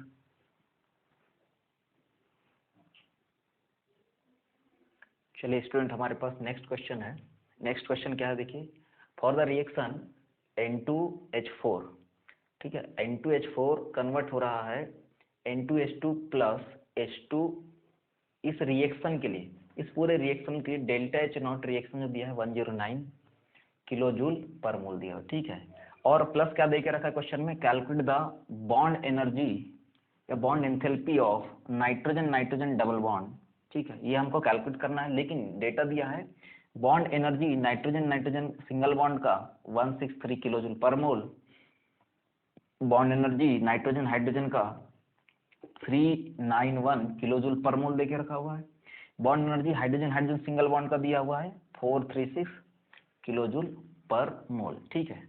तो सबसे पहले तो ये जो क्वेश्चन है इसको लिखते हैं हम लोग सॉल्यूशन में, लेकिन इसका स्ट्रक्चर ओपन करके। तो ये क्या बनेगा, N bond H, there is H bond N bond H and H, ये क्या बन गया N2H4, ठीक है। इसमें क्या दिखाई दे रहा है, नाइट्रोजन नाइट्रोजन बॉन्ड हमको 1 दिखाई दे रहा है, और नाइट्रोजन हाइड्रोजन बॉन्ड जो है वो हमको कितना दिखाई दे रहा है, 4 दिखाई दे रहा है, ठीक है, गैस के फेज में है। एरो के बाद क्या बना है, इसका स्ट्रक्चर बनाएंगे तो N double bond N, there is H and H, यहाँ क्या दिखाई दे रहा है, नाइट्रोजन नाइट्रोजन डबल बॉन्ड कितना दिखाई दे रहा है, 1, नाइट्रोजन हाइड्रोजन सिंगल बॉन्ड कितना दिखाई दे रहा है, 2, ठीक है, ये हमको दिखाई दे रहा है इसमें, ठीक। और प्लस क्या बन रहा है, hydrogen hydrogen, there is gas also and gas also, इसमें क्या दिखाई दे रहा है, हाइड्रोजन हाइड्रोजन सिंगल बॉन्ड 1 दिखाई दे रहा है, ठीक है। तो इसका मतलब ये हो रहा है कि इस पूरे रिएक्शन में एक नाइट्रोजन नाइट्रोजन डबल बॉन्ड का फॉर्मेशन हो रहा है, जिसके लिए हमको क्या बताना है, बॉन्ड एंथैल्पी, ठीक है। तो बॉन्ड एंथैल्पी क्या होता है देखिए, दो तरीके से डिफाइन कर सकते हैं। एक तो ये है कि एन नाइट्रोजन नाइट्रोजन बॉन्ड बनते समय जो एनर्जी रिलीज हो रही है उसके टर्म्स में, या दूसरा बोल सकते हैं कि नाइट्रोजन नाइट्रोजन बॉन्ड को डिसोसिएट होने के लिए कितनी एनर्जी लग रही है, तो बॉन्ड डिसोसिएशन एनर्जी बोल सकते हैं, या बॉन्ड एंथैल्पी। सिर्फ क्या होगा, साइन का डिफरेंस रहेगा। यदि ये पूछा जाता है कि बॉन्ड डिसोसिएशन एनर्जी, तो एनर्जी रिक्वायर होगा प्लस में लगेगा, और बॉन्ड फॉर्मेशन एनर्जी बोल रहा है तो एनर्जी रिलीज होगा, ठीक है। तो यहाँ पर पूछा है बॉन्ड एंथैल्पी, इसका मतलब पॉजिटिव निगेटिव कुछ भी निकालिए आप, कोई दिक्कत नहीं है, मैग्नीट्यूड पूछा गया है इसमें, ठीक है। तो इसमें क्या होते दिखाई दे रहा है, ये पूरा जो सिस्टम है इसके लिए क्या निकालते हैं हम लोग, यदि हमको निकालना है डेल्टा H रिएक्शन, तो डेल्टा H रिएक्शन निकालना है तो क्या करेंगे हम लोग, summation of H product minus summation of H reactant निकालते हैं हम लोग इस तरीके से, ठीक है। तो इस मॉलिक्यूल का एंथैल्पी कितना होगा देखिए, इस मॉलिक्यूल का एंथैल्पी जो होगा वो कैसे निकालेंगे हम लोग, इसके बॉन्ड फॉर्मेशन के लिए। तो इस पूरे बॉन्ड फॉर्मेशन के समय में कितना एनर्जी रिलीज हो रहा है, तो मान लीजिए ये इस तरीके से निकालेंगे, देखें इसके लिए H enthalpy of formation of nitrogen nitrogen double bond, ठीक है, enthalpy of formation nitrogen nitrogen double bond. Clear हुआ पॉइंट? ये कितना है, ये है 1 है, plus enthalpy of formation of nitrogen hydrogen single bond, ये कितना है, 2 बॉन्ड है, 1 बॉन्ड के लिए 2 बॉन्ड के लिए इंटू 2, ठीक है, प्लस 1 बॉन्ड बन रहा है यहाँ पर enthalpy of formation hydrogen hydrogen bond, ठीक है। ये क्या हो जाएगा, ये हो जाएगा हमारे पास प्रोडक्ट के लिए, जितना भी प्रोडक्ट बना है उसके लिए एंथैल्पी ऑफ प्रोडक्ट का फॉर्मूला, साइन लगाया माइनस यहाँ पर। यहाँ देखिए, यहाँ क्या दिखाई दे रहा है हमको, एंथैल्पी ऑफ रिएक्टेंट्स के लिए नाइट्रोजन नाइट्रोजन सिंगल बॉन्ड के लिए enthalpy, plus enthalpy of nitrogen hydrogen, लेकिन ये कितना है, 4 बॉन्ड है, ठीक है। तो ये हमारे पास क्या फॉर्मूला बन गया, डेल्टा एच रिएक्शन का। ये कैसे बना, H product minus H reactant. और एच प्रोडक्ट कैसे निकाल रहे हैं हम लोग, कि पर मॉलिक्यूल्स जो भी प्रोडक्ट्स के हैं उसके लिए एक एक बॉन्ड के लिए बॉन्ड एनर्जी या एंथैल्पी ऑफ एनर्जी बॉन्ड के लिए निकाल रहे हैं, ठीक है। तो इसके लिए क्या हो जाएगा, ये रिएक्टेंट्स के लिए हो गया ये, और ये प्रोडक्ट के लिए हो गया। क्लियर हुआ पॉइंट? और ये क्या हो जाएगा, डेल्टा एच रिएक्शन, ठीक है। तो डेल्टा एच रिएक्शन कितना दिया है, 109, किसमें दिया है, किलोजूल पर मोल में दिया है, सबका यूनिट सेम है, कोई दिक्कत नहीं है। ये कितना दिया हुआ, ये तो वही हमको निकालना है, H N double bond N के लिए निकालना है, ठीक है। प्लस ये कितना दिया है, 2 इंटू, अब देखिए जब हम इसको ब्रैकेट ओपन करेंगे तो क्या हो जाएगा, 2 hydrogen nitrogen bond plus 1 hydrogen hydrogen bond minus 1 hydrogen nitrogen bond minus 4 hydrogen nitrogen bond, ठीक है। तो इससे क्या हो जाएगा, ये इन दोनों में से, तो क्योंकि दोनों एनर्जी तो सेम है, तो यहाँ पर क्या हो जाएगा, -4 + 2 -2 हो जाएगा, ठीक है। तो ये कितना हो जाएगा, इन दोनों को सब्स्टिट्यूट करके लिख लेते हैं। यहाँ पे क्या हो जाएगा, 109 equals to hydrogen nitrogen double bond के लिए, sorry nitrogen nitrogen double bond के लिए enthalpy, plus 1 hydrogen hydrogen bond का enthalpy, -1 nitrogen nitrogen single bond का एंथैल्पी, -2 नाइट्रोजन हाइड्रोजन बॉन्ड का एंथैल्पी, ठीक है। ये क्लियर हुआ। अब इसके बाद क्या करना है हमको, इसके बाद डेटा पुट करना है इसमें। तो ये कैसे होगा, देखिए जो डेटा दिया हुआ है उसको रखते हैं हम लोग यहाँ पर, क्या आएगा इसमें, ठीक है। देयर इज 109 इक्वल्स टू, ये तो हमको फाइंड आउट करना है, ठीक है, प्लस ये कितना दिया हुआ है हमारे पास, ये देखिए रखा हुआ है यहाँ पर 436, एक बॉन्ड के लिए दिया है, पर मोल बॉन्ड के लिए बात कर रहे हैं हम लोग, तो ठीक है। ये कितना दिया हुआ है, minus nitrogen nitrogen single bond 163, ठीक है, यूनिट सबका सेम है, माइनस ये कितना दिया है, 2 इंटू ये देके रखा हुआ है हमारे पास, there is nitrogen hydrogen bond कितना, 391, ठीक है। तो हमारे पास enthalpy of nitrogen nitrogen bond कितना हो जाएगा, ये सब इधर रिप्लेस करके ले आते हैं, 109 प्लस 163 प्लस इसको मल्टीप्लाई कर लेते हैं, हो जाएगा 2 9 18 782, ठीक है, प्लस में आगे इधर पे माइनस, ए प्लस था माइनस में आ जाएगा 436, ये क्या होगा हमारे पास, इसका आंसर होगा, ठीक है। तो ये कितना आ रहा है आंसर, सॉल्व करते हैं इसको आगे, ये अप्रॉक्स आ रहा होगा 400 के अप्रॉक्स आ रहा होगा, ठीक है, 400 आ रहा है किसमें, तो ये क्या हो रहा है, देखिए 400 क्या आ रहा है, किलोजूल पर मोल, ये क्या हो जाएगा, बॉन्ड एनर्जी। अब यहाँ प्लस लगा देंगे तो ये क्या हो जाएगा, प्लस लगा देंगे तो ये हो जाएगा amount of energy required for dissociation of nitrogen nitrogen bond, और माइनस लगा देंगे तो क्या हो जाएगा, इतना एनर्जी नाइट्रोजन नाइट्रोजन बॉन्ड को फॉर्मेशन के समय में रिलीज हो रहा है, ठीक है। तो ये हमारे पास इस टाइप के क्वेश्चन को सॉल्व करने का तरीका होगा, जिसमें कि हमारे पास पर बॉन्ड के लिए डेटा दिया रहेगा, तो पूरे मॉलिक्यूल्स में कितने बॉन्ड है, उसके लिए हमको एंथैल्पी चेंज या इंटरनल एनर्जी चेंज निकालना पड़ेगा, या एनर्जी निकाल लेंगे मॉलिक्यूल्स का, और फिर उसके बाद चेंज वाला फॉर्मूला लगाएंगे, जिससे कि हमारे पास जो डेटा कम है या जो डेटा फाइंड आउट करना है वो हमको मिल जाएगा। तो next student question, next question हमारे पास ये है, calculate lattice energy for change lithium ion gas के फॉर्म पे है, कैटायन है, प्लस क्लोरीन गैस के फॉर्म पे एनायन, और ये बना रहा है लिथियम क्लोराइड गैसेस फेज पे। तो मतलब क्या है इसको समझते हैं। ये इस पूरे क्वेश्चंस में जो गिवन डेटा दिया है वो क्या है, देखिए delta H sublimation of lithium.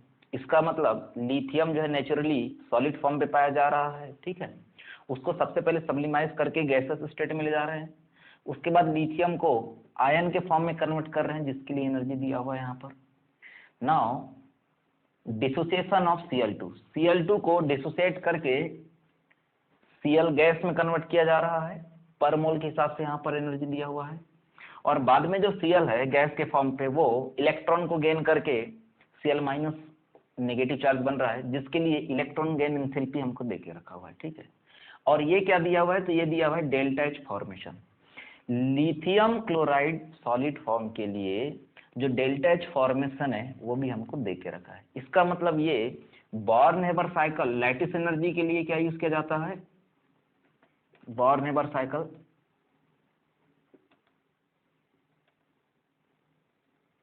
तो बॉर्न-हेबर साइकिल के जो डेटाज हैं वो हमको यहाँ पर दे के रखे हुए हैं, ठीक है। जैसे इसमें क्या होगा, सबसे पहले तो लैटिस एनर्जी निकालने से पहले सबसे पहले हम क्या करते हैं, लिथियम क्लोराइड के लिए बॉर्न-हेबर साइकिल फॉर्मेशन करते हैं। तो वो क्या होगा, देखिए लिथियम का नेचुरली एबिंडेंस फॉर्म लिथियम सॉलिड है। सबसे पहले इसको सब्लिमाइज करेंगे तो लिथियम गैस के फॉर्म पे आ जाएगा, तो यहाँ पर जो एनर्जी लगेगा इसको बोलेंगे डेल्टा एच सब्लिमेशन, क्योंकि सॉलिड से डायरेक्ट गैस में कन्वर्ट हो रहा है, ठीक है। और ये पॉजिटिव टाइप का एनर्जी होगा, क्योंकि सॉलिड को गैस में कन्वर्ट कराने के लिए एनर्जी देनी पड़ती है, ठीक है। नेक्स्ट क्या होगा हमारे पास, देखें नेक्स्ट है, इसमें से लिथियम गैस के फॉर्म पे है, आइसोलेटेड फॉर्म पे है, इसमें से एक इलेक्ट्रॉन रिमूव कराना है। तो जो इलेक्ट्रॉन रिमूव कराने के लिए एनर्जी लगेगा तो उसको बोलेंगे डेल्टा एच आयोनाइजेशन, और ये भी पॉजिटिव टाइप का होता है, क्योंकि इलेक्ट्रॉन रिमूव करा रहे हैं हम किसी एटम में से, आउटर में सेल में से, तो वो एनर्जी क्या होगा, आयनेशन एनर्जी या आयनाइजेशन एंथैल्पी, जो पॉजिटिव टाइप का होगा, ठीक है। तो इससे क्या मिल जाएगा हमको, लिथियम आयन आइसोलेटेड फॉर्म पे या गैसेस फेज, ठीक है। अब इसके बाद क्या होगा, देखिए यहाँ पर हमारे पास Cl2 गैस के फॉर्म पे है, तो Cl2 से क्या बन रहा है, यहाँ पर Cl एटम बन रहा है। तो यहाँ जो एनर्जी लग रहा है डेल्टा एच, इसको बोलेंगे डिसोसिएशन एनर्जी या एटमाइजेशन एनर्जी, ये भी पॉजिटिव टाइप का होता है। तो हमने डिस्कस किया था बॉर्न-हेबर साइकिल में भी कि यहाँ जैसे देखिए Cl2 लिखा हुआ है, तो यहाँ कितना बनेगा, 2Cl बनेगा, मतलब इसके पर मोल के लिए दिया है। लेकिन यदि हमको एक Cl के लिए निकालना है तो क्या करना पड़ेगा हमको, यदि इसको 1/2 के टर्म्स में लिखते हैं यहाँ पर, तो दिस डिवाइडेड बाय 2 ये करना पड़ेगा हमको, ठीक है। अब इसके बाद क्या है, ये जो Cl गैस के फॉर्म पे है एटम, ये एक इलेक्ट्रॉन गेन कर रहा है, तो एनर्जी चेंज यहाँ पर होगा, उसको क्या बोलेंगे, इलेक्ट्रॉन गेन एंथैल्पी। और ये एनर्जी रिमूव होता है, नेगेटिव टाइप का एनर्जी है, तो यहाँ Cl माइनस गैस के फॉर्म पे बन जाएगा, ये एनर्जी माइनस टाइप का है, डेटा के अकॉर्डिंग भी माइनस में दिया हुआ है, ठीक है। फिर क्या होगा, देखिए ये दोनों जब ये दोनों मर्ज हो जाएंगे, मिल जाएंगे, तो मिलने के बाद क्या बनाते हैं, ये लैटिस का फॉर्मेशन कर रहे हैं, लैटिस एनर्जी का फॉर्मेशन, लैटिस फॉर्मेशन कर रहे हैं तो लैटिस एनर्जी होगा। और बनाएंगे क्या, यहाँ पर LiCl का क्रिस्टल बनाएंगे, ठीक है, LiCl का क्रिस्टल बनाए। तो एक्चुअली में यदि इस रिएक्शन को देखें तो ये हो जाएगा डेल्टा एच फॉर्मेशन, जबकि ये जो होगा ये क्या होगा, डेल्टा एच लैटिस होगा, ठीक है। ये क्या होगा, डेल्टा एच लैटिस होने वाला है। ये क्लियर हो गया पॉइंट। तो हैज लॉ यदि लगाते हम तो ये पाथ 1 है, ये पाथ 1, और ये क्या है, ये पाथ 2। तो हैज लॉ के अकॉर्डिंग पाथ 1 में एनर्जी चेंज पाथ 2 में होने वाले एनर्जी चेंज के बराबर होगा। इसका मतलब क्या हो रहा है, देखिए इसका मतलब यह है कि डेल्टा एच फॉर्मेशन जो है वो क्या होगा, यहाँ से लेके delta H sublimation plus delta H ionisation plus delta H dissociation energy, लेकिन डिवाइड बाय 2, क्योंकि एक एटम के लिए निकाल रहे हैं, माइनस ये क्या है, नेगेटिव टाइप का है, minus delta H electron gain enthalpy होगा, प्लस यहाँ क्या होगा, प्लस साइन के साथ, लेकिन ये एनर्जी रिलीज हो रहा है, इसलिए हमने इसको क्या लिया है, माइनस साइन के साथ, ठीक है। आगे क्या होगा देखते हैं इसमें, ये एनर्जी जो है लैटिस एनर्जी, ये क्या होता है, लैटिस एनर्जी नेगेटिव टाइप की एनर्जी होता है। ये नेगेटिव टाइप की एनर्जी क्यों हो रहा है, क्योंकि लैटिस फॉर्मेशन हो रहा है, बॉन्ड फॉर्मेशन हो रहा है, तो एनर्जी क्या होगा, रिलीज होगा। तो ये भी क्या होगा, डेल्टा एच लैटिस एनर्जी, और ये सब किसके बराबर था, डेल्टा एच फॉर्मेशन के बराबर था, ठीक है, कोई दिक्कत नहीं है इसमें। तो यदि हमको इसमें से डेल्टा एच लैटिस निकालना है तो हम सारे डेटा पुट करेंगे, और क्या डेल्टा एच फॉर्मेशन दिया हुआ है, डेल्टा एच सब्लिमेशन दिया हुआ है, डेल्टा एच आयनाइजेशन भी दे के रखा हुआ है, delta H dissociation and delta H electron gain enthalpy. तो क्या कैलकुलेट हो जाएगा इससे हमारे पास, delta H lattice energy calculate हो जाएगा। तो ये बॉर्न नेबर साइकिल से रिलेटेड क्वेश्चंस बन जाएगा। तो चलिए स्टूडेंट नेक्स्ट क्वेश्चन करते हैं। Calculate resonance energy of C6H6 gas. ठीक है, डेटा क्या दिया हुआ है, delta H formation of C6H6 gas equals to -360 kilojoule per mole. Sublimation energy of carbon का जो ग्रेफाइट फॉर्म है, सब्लिमेशन एनर्जी का मतलब कार्बन की जो ग्रेफाइट सॉलिड को गैस कार्बन ग्रेफाइट में कन्वर्ट करने के लिए जो एनर्जी लग रहा है वो 716 किलोजूल पर मोल है। यहाँ पर क्या दिया देखिए, bond energy hydrogen hydrogen, bond energy carbon carbon double bond, bond energy carbon carbon single bond and bond energy carbon hydrogen single bond. ये हमारे पास डेटा में दिया हुआ है। तो सबसे पहले तो समझते हैं कि ये रेजोनेंस एनर्जी क्या होता है। ठीक है, रेजोनेंस एनर्जी क्या होता है इसको क्लियर करते हैं सबसे पहले हम लोग। जैसे मान लीजिए ये बेंजीन बना हुआ है, ठीक, तो बेंजीन क्या है, C6H6, ये बन गया बेंजीन।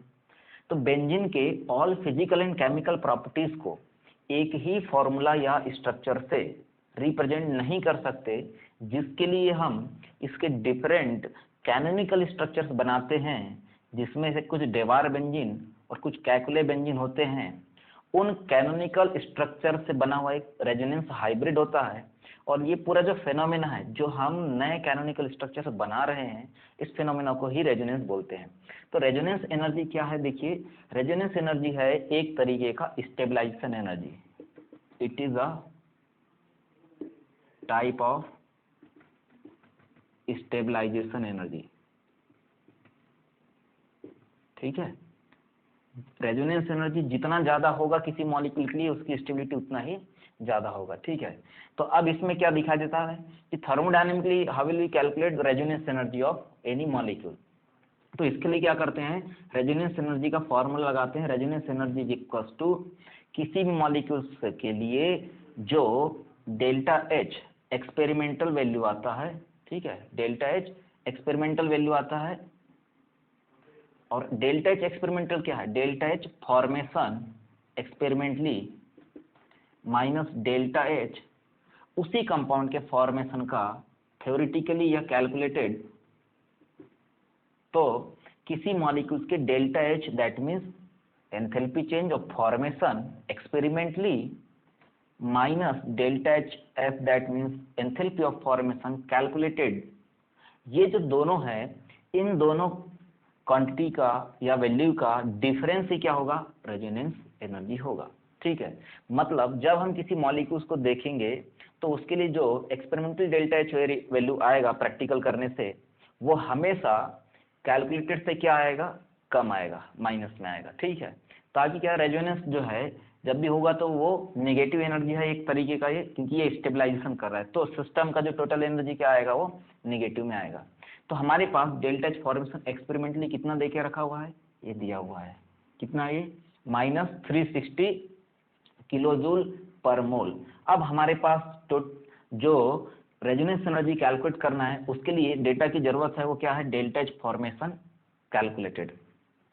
तो डेल्टा एच फॉर्मेशन कैलकुलेटेड किसके लिए करना है हमको, कि हम रेजोनेंस एनर्जी निकालना चाहते हैं बेंजीन के लिए, तो हमको डेल्टा एच फॉर्मेशन कैलकुलेट करना पड़ेगा बेंजीन के लिए। ठीक है, तो ये कैसे होगा, देखिए सबसे पहले तो कार्बन सॉलिड का फॉर्म, जो ग्रेफाइट का सॉलिड फॉर्म है, इससे और हाइड्रोजन जो गैसेस फॉर्म है, इससे हमारे पास क्या बनने वाला है, C6H6 गैस बनने वाला है। ठीक है, अब देखिए ये डायरेक्ट तो बनेगा नहीं ऐसा। ठीक है, तो सबसे पहले क्या होगा, जो कार्बन का जो ग्रेफाइट फॉर्म है, इसको सब्लिमाइज करके गैस में कन्वर्ट करना पड़ेगा। इसको सब्लिमाइज करके किस में कन्वर्ट कर दिया हमने, गैस में कन्वर्ट कर दिए 6 कार्बन के लिए। एक कार्बन के लिए हमको कितना दिया है, ये देखिए पर मोल, 1 मोल कार्बन के लिए सब्लिमेशन एनर्जी कितना दिया है, 716 किलोजूल पर मोल। 6 मोल के लिए कितना हो जाएगा, 6 से मल्टीप्लाई कर देंगे। ठीक है, उसके बाद क्या करना पड़ेगा, देखिए ये जो हाइड्रोजन है ये मॉलिक्यूल के टर्म्स में, तो इसको एटोमाइज करना पड़ेगा, और एटोमाइज करके क्या बनाना पड़ेगा यहाँ पर 6 हाइड्रोजन गैस एटम के टर्म्स में। तो यहाँ पर देखते हैं हम लोग क्वेश्चन में गिवन अस है क्या दिया है, यहाँ पर क्या ये बॉन्ड एनर्जी देके रखा हुआ है, ठीक है, हाइड्रोजन का डिसोसिएशन एनर्जी देके रखा है, ये bond energy, that means hydrogen atom को कंबाइन करके मॉलिक्यूल्स बनाने में जो एनर्जी रिलीज हो रहा है, मॉलिक्यूल्स को ब्रेक करने में वही एनर्जी क्या होगा, रिक्वायर होगा।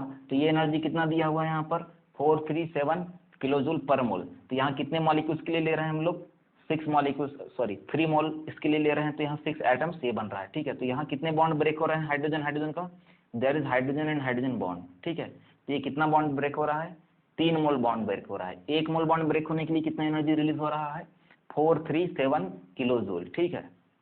उसके बाद क्या हो रहा है देखिए, ये दोनों मॉलिक्यूल्स बॉन्ड फॉर्मेशन कर रहे हैं, यहाँ पर इन दोनों के बीच में क्या हो रहा है बॉन्ड फॉर्मेशन हो रहा है। तो कार्बन गैसेस फेज में ग्रेफाइट का और हाइड्रोजन एटम ये दोनों मिलके यहाँ पर C6H6 का फॉर्मेशन कर रहे हैं। तो ये बन कैसे रहा है देखिए, इसका स्ट्रक्चर क्या होता है, कुछ इस तरीके से होता है, ये इसका स्ट्रक्चर है, ठीक है। और इस पूरे स्ट्रक्चर में कितने बॉन्ड फॉर्मेशन, क्योंकि ये क्या है, ये जो है गैसेस फेज में, तो इनको बोलते हैं हम लोग आइसोलेटेड एटम्स और फ्री एटम्स। तो फ्री एटम्स से बॉन्ड बनाना है, तो यहाँ पर क्या होगा, ये जो एनर्जी रिलीज होगा ये क्या होगा, बॉन्ड एनर्जी होगा, there is delta H bond energy होगा। ये बॉन्ड एनर्जी कौन सा वाला होगा, जो पूरे बॉन्ड को बनाने के लिए लग रहा है, ठीक है। तो यहाँ देखते हैं कितना बॉन्ड बन रहा है, इसमें देखिए कार्बन कार्बन डबल बॉन्ड बन रहा है 3, कार्बन कार्बन सिग्मा बॉन्ड बन रहा है, या सिंगल बॉन्ड बन रहा है 2, सॉरी ये भी 3 बन रहा है, और कार्बन हाइड्रोजन बॉन्ड बन रहा है 6, ठीक है। तो टोटल नंबर ऑफ बॉन्ड्स कितने फॉर्म हो गए 12। कैसे देखिए, 3 कार्बन कार्बन हाइड्रोजन बॉन्ड 6 बन रहा है, 3 कार्बन कार्बन सिग्मा बॉन्ड और 3 कार्बन कार्बन पाई बॉन्ड या डबल बॉन्ड का फॉर्मेशन हो रहा है, ठीक है। तो अब यहाँ देखते हैं कि ये एनर्जी कितना था, तो ये एनर्जी था हमारे पास डेल्टा एच सब्लिमेशन, और 6 कार्बन ग्रेफाइट फॉर्म के लिए हो रहा है, इनटू क्या करना पड़ेगा यहाँ पर 6 पर मोल के लिए इतना था, तो 6 मोल के लिए इतना। ये एनर्जी था हमारे पास डेल्टा, ये था bond energy of hydrogen bond, ये एक बॉन्ड के लिए था, तो 3 बॉन्ड के लिए कितना हो जाएगा इंटू 3, ठीक है। ये दोनों एनर्जी क्या है, पॉजिटिव टाइप की एनर्जी। पॉजिटिव टाइप की एनर्जी क्यों है, क्योंकि ये एनर्जी बॉन्ड को तोड़ने में लग रहा है, दैट मीन्स इंडोथर्मिक रिएक्शन है।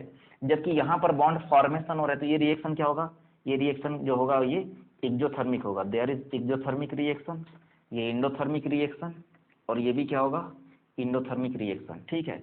तो हम लोग यहाँ पर भी हेजल रूल लगा सकते हैं, कैसे देखिए, चाहे हम इस पाथ से बनाएं या फिर इस पाथ से बनाएं, बेंजीन का फॉर्मेशन हो रहा है, तो ये जो एनर्जी आएगा डेल्टा एच फॉर्मेशन कहलाएगा। लेकिन ये किससे आ रहा है, कैलकुलेट कर रहे हैं हम यहाँ से, तो ये कितना आ रहा है देखिए, कैलकुलेट कर रहे हैं तो ये क्या आ रहा है, ये एनर्जी प्लस ये एनर्जी, और ये एनर्जी रिलीज हो रहा है माइनस में आ जाएगा, ठीक है। तो जब हम यदि इस एनर्जी के टर्म्स की बात करते हैं, तो यदि हम इसका वैल्यू पहले से ही माइनस में ले रहे हैं, ठीक है, तो हमको जो ये वैल्यू पुट कर रहे हैं इसमें माइनस लगाने की जरूरत नहीं है। लेकिन यदि हम इसको प्लस करके लेते हैं, तो हमको इन एनर्जी के साथ मैग्नीट्यूड जो फॉर्म पे है, वैल्यू के फॉर्म पे, इसमें माइनस लगाना पड़ेगा, ठीक है। तो ये जो बॉन्ड एनर्जी है ये क्या हो जाएगा, ये बात कर सकते हैं हम लोग कि ये जो कैलकुलेटेड है ये टोटल कितना होगा। तो ये कितना होगा देखिए, इसको इरेज करके लिखते हैं यहाँ पर हम लोग, ये हो जाएगा delta H formation calculated form वाला इज इक्वल्स टू, ये प्लस में आएगा, ये भी प्लस में आएगा, तो ये क्या आ जाएगा 6 into delta H sublimation plus 3 into delta H, या लिख सकते हैं बॉन्ड एनर्जी हाइड्रोजन, ठीक है। और प्लस ये भी करेंगे, लेकिन क्या है माइनस साइन के साथ है, तो माइनस यहाँ लगा देते हैं। तो हम इन वैल्यूज पे माइनस नहीं लगाएंगे, क्या लगेंगे यहाँ पर 3 bond energy carbon carbon double bond minus 3 bond energy carbon carbon single bond minus 6 bond energy carbon hydrogen, ठीक है। क्योंकि 6 यहाँ पर क्या बन रहा है कार्बन हाइड्रोजन बॉन्ड, तो ये क्या आएगा हमारे पास, ये आएगा डेल्टा एच फॉर्मेशन कैलकुलेटेड वाला, या फॉर्मूले से आ रहा है ये क्या आ रहा है, बेंजीन के फॉर्मेशन के लिए, गैसेस फेज के लिए, ठीक है। तो ये सब वैल्यू पुट करते हैं हम लोग, तो यहाँ डेल्टा एच फॉर्मेशन कैलकुलेटेड वाला बेंजीन के लिए इक्वल हो जाएगा 6 इंटू किसका मल्टीप्लाई करना है यहाँ पर 716 प्लस ये हो जाएगा 3 इंटू ये दिया है 437, इसको ब्रैकेट में लिख लेते हैं, minus 3 into carbon carbon bond energy 3 4 double bond के लिए है 620 माइनस 3 इंटू ये कितना दिया है सिंगल बॉन्ड के लिए, 340 माइनस 6 इंटू 490, ठीक है। चलिए इसको सबको कैलकुलेट करेंगे, तो कैलकुलेट करेंगे तो आंसर आएगा, इसको कैलकुलेट करने पर 213 किलो जूल, ये इसका आंसर आएगा, ठीक है। माइनस में किसमें आएगा ये आंसर, माइनस में 213 किलो जूल क्या आ रहा है कैलकुलेटेड करने पर डेल्टा एच फॉर्मेशन, ठीक। अब रेजोनेंस एनर्जी का फॉर्मूला में देखते हैं, तो रेजोनेंस एनर्जी के फॉर्मूले में क्या होगा, resonance energy is equals to, ये कितना दिया है, ये दिया -360 किलो जूल पर मोल, ठीक है। और ये कितना है, यह है minus 213 kilo joule per mole, ठीक है। ये हो जाएगा हमारे पास, तो क्या हो जाएगा, resonance energy is equals to -360 plus 213, इसको सॉल्व करेंगे तो कितना आएगा 741, किसमें, माइनस में, ये क्या हो जाएगा resonance energy kilo joule per मोल में बेंजीन के लिए, ठीक है। या इसको हम कैलोरी में भी कन्वर्ट करके लिख सकते हैं, तो हमारे पास जो आंसर आएगा, और बेंजीन के लिए रेजोनेंस एनर्जी भी देखिए क्या आ रहा है, निगेटिव आ रहा है, तो ये क्या है, ये स्टेबलाइजेशन एनर्जी का एक टाइप है रेजोनेंस एनर्जी। तो जब भी रेजोनेंस एनर्जी आता है तो उसके लिए क्या करना है हमको, सबसे पहले एक्सपेरिमेंटल वैल्यू या तो क्वेश्चन में दिया रहता है या तो एक्सपेरिमेंटल वैल्यू निकालने का कोई तरीका दिया रहेगा, और कैलकुलेटेड वैल्यू के लिए हमारे पास डेटा दिया रहेगा, तो कैलकुलेटेड वैल्यू कैलकुलेट करेंगे और एक्सपेरिमेंटल वैल्यू में से सब्सट्रैक्ट कर देंगे, तो जो आंसर आएगा वही बेंजीन का या किसी भी मॉलिक्यूल्स के लिए आ रहा है, किसी आयन्स के लिए आ रहा है, वो उसका रेजोनेंस एनर्जी का फॉर्मूला हो जाएगा। और इस तरीके से हम किसी भी मॉलिक्यूल्स के लिए किसी क्वेश्चन में रेजोनेंस एनर्जी कैलकुलेट कर सकते हैं।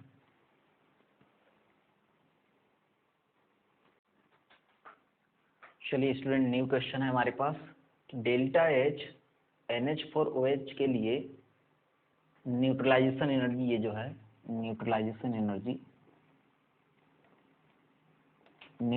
Enthalpy of ammonium hydroxide is -51.5 kilo joule respectively, calculate their heat of dissociation, ठीक है। कभी कभी देखिए क्वेश्चन में ये डेटा दिया भी रहता है, नहीं भी दिया रहता है। तो जब हमने बात किया है हीट ऑफ न्यूट्रलाइजेशन, तो हीट ऑफ न्यूट्रलाइजेशन का डेफिनेशन क्या पढ़ा है हमने, हीट ऑफ न्यूट्रलाइजेशन मतलब delta H neutralisation equals to amount of energy release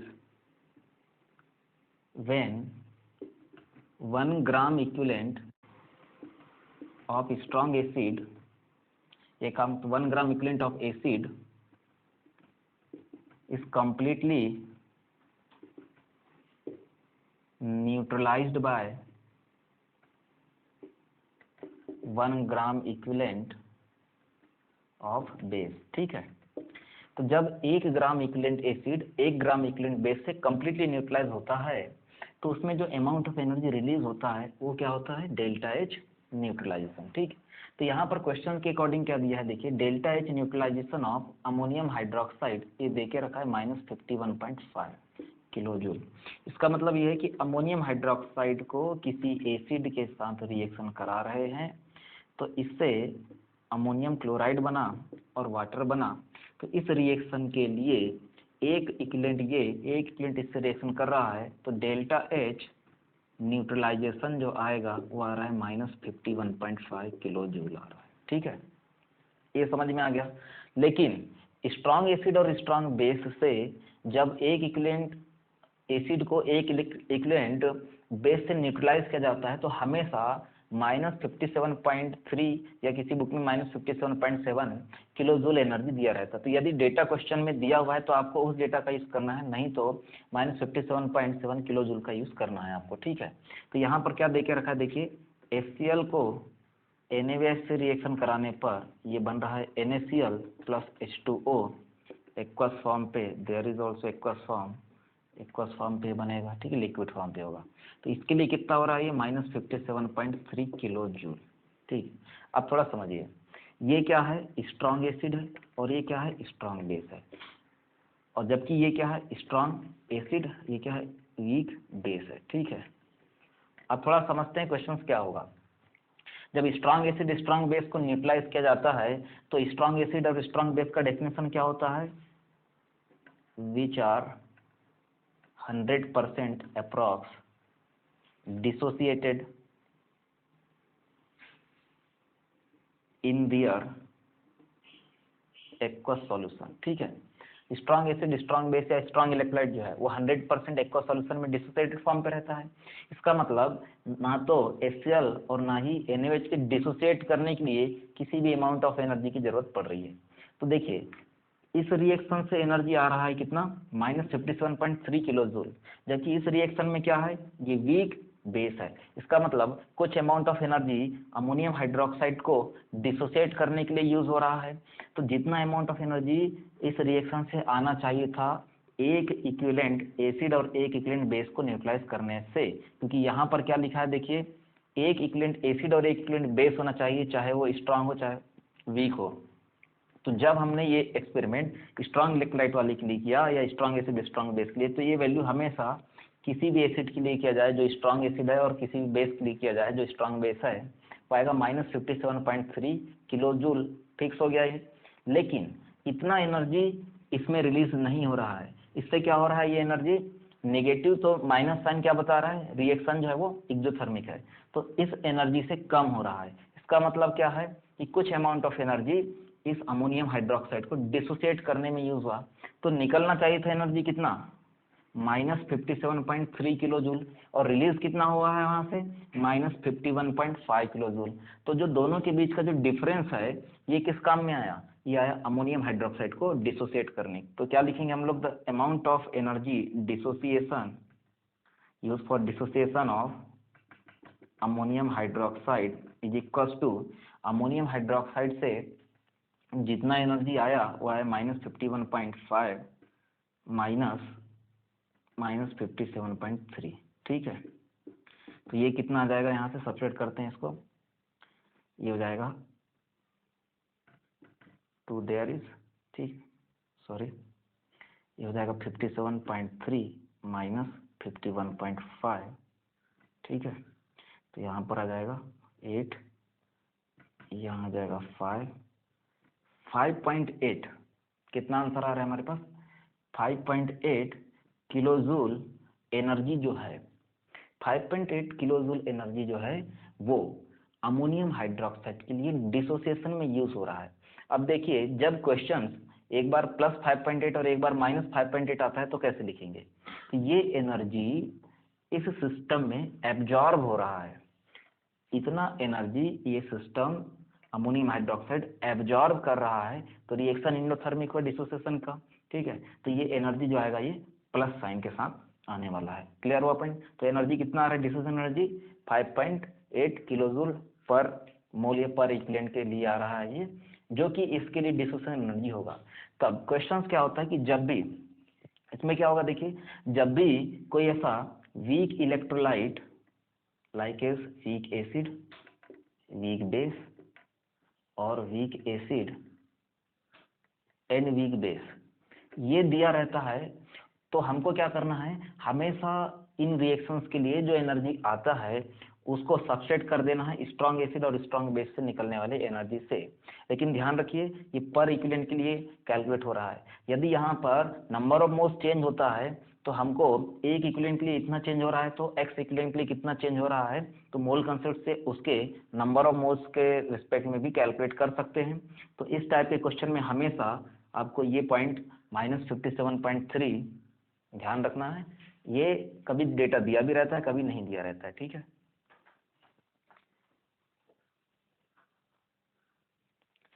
तो नेक्स्ट क्वेश्चन हमारे पास है, for which reaction delta H equals to delta E और delta H equals to delta U। ठीक है, तो यहाँ पर हमारे पास ये 4 क्वेश्चंस दिया हुआ है। इसके लिए ये बताना है कि डेल्टा एच और delta U that means enthalpy change और इंटरनल एनर्जी चेंज किन रिएक्शंस के लिए बराबर होगा। तो इसके लिए देखिए क्या इक्वेशन आता है, delta H equals to delta U plus delta N G R T. ठीक है, ये क्वेश्चन होता है। अब इसमें क्या होगा, यदि delta N G equals to 0 जिस रिएक्शन के लिए होगा, इफ कंडीशन 1 लिख लेते हैं हम लोग, if delta N G equals to 0 then delta H equals to delta U. ठीक है, लेकिन ऐसा होता है, केस नंबर 2 लिखते हैं यहाँ पर, if delta N G greater than 0 हो जाए। ठीक है, मतलब डेल्टा एन जी का वैल्यू और करके लिखते हैं, डेल्टा एन जी का वैल्यू क्या आ रहा है, 0 से बड़ा आ रहा है, पॉजिटिव आ रहा है। तो ये वैल्यू यदि ग्रेटर देन 0 होगा तो क्या होगा, ये पूरा वैल्यू पॉजिटिव आएगा, और ये पूरा वैल्यू आएगा तो इसमें ऐड होगा, तो डेल्टा एच क्या होगा, हमेशा डेल्टा एच जो होगा ज़्यादा हो जाएगा डेल्टा यू से। ठीक है, क्योंकि डेल्टा यू में कुछ चीज़ें पॉजिटिव ऐड हो रहा है तब जाके डेल्टा एच आ रहा है। लेकिन यदि ऐसा हो जाए, if delta N G less than 0 और डेल्टा एन जी जो है ये नेगेटिव आ रहा है, ठीक है, तब क्या होगा, देखिए डेल्टा यू में से कुछ चीज़ सबसेट करने से क्या आएगा, डेल्टा एच, इसका मतलब डेल्टा एच लेस देन हो जाएगा डेल्टा यू। ठीक है, तो ये 3 कंडीशन है, आपको ध्यान में रखना है। तो उसके बाद एक क्वेश्चन बहुत आसान हो जाता है, सॉलिड के लिए एंड लिक्विड के लिए, for solid and liquid N gas is not used. नाइट जो एन जो है नंबर ऑफ मोल गैस का, ये सॉलिड और लिक्विड के लिए नहीं लेना है, it is only for gas, जो भी गैस स्पेसिस रहेगा उसके लिए लेना है। ठीक है, जैसे मान लीजिए पहले वाले रिएक्शन के लिए क्या होगा, डेल्टा एन जी, तो delta N G equals to N product minus N reactant, लेकिन गैस फेज वाला।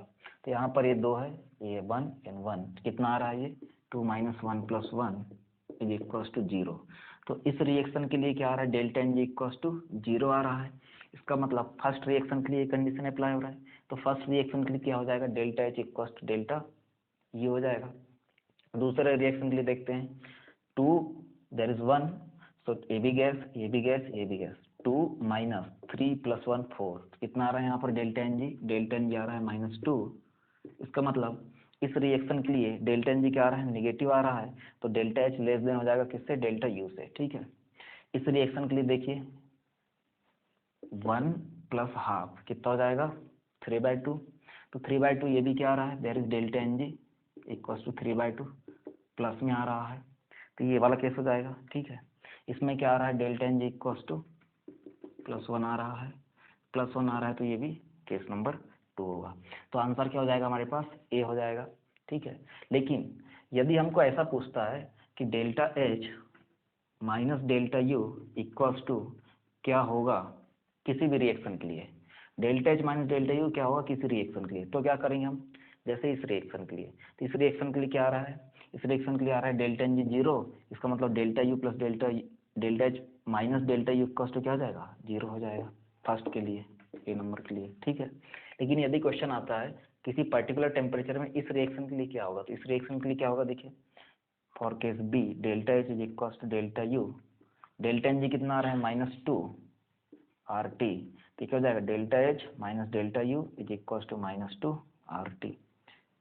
तो कभी कभी ये क्वेश्चन भी आ सकता है, मतलब बहुत सारे टाइप के क्वेश्चन इसमें बन सकते हैं। एक तो डेल्टा एन जी कैलकुलेट करना, डेल्टा एन जी से डेल्टा यू और डेल्टा एच में रिलेशन देख रहे हैं हम लोग, और किसी पर्टिकुलर टेम्परेचर के लिए इस टाइप का भी कोई क्वेश्चन इसमें जनरेट हो सकता है। ठीक है, तो इसमें ध्यान क्या रखना है, सॉलिड के लिए हम लोग डेल्टा एन जी कैलकुलेशन नहीं कर रहे हैं, सॉलिड के जो स्पेसिस हैं उसके लिए हम लोग एन को ऐड या सब्सट्रैक्ट नहीं कर रहे हैं रिएक्टेंट साइड में या प्रोडक्ट साइड में। ठीक,